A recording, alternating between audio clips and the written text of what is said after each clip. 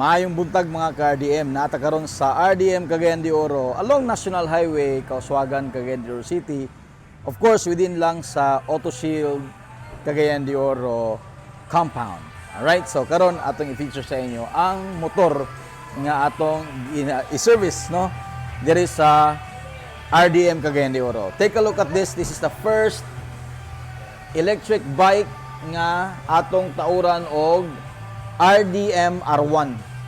So it's a 30 watts powerful mini driving light to make sure that whoever is the one driving this electric bike, safe ang iyang biyahe sa gabi. Alright?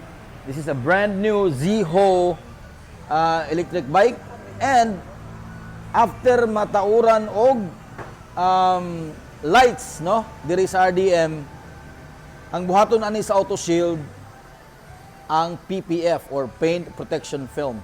Why? Because the color of this bike is rare. So dili ni basta-basta makapi sa mga pintor kung magasgas or mag-repaint, no? So better have this protected right away with the top of the line car paint protection din sa Auto Shield, which is the paint protection film or PPF. So abangan ang output ani nga motor for your reference. Alright? So see us again in our next video.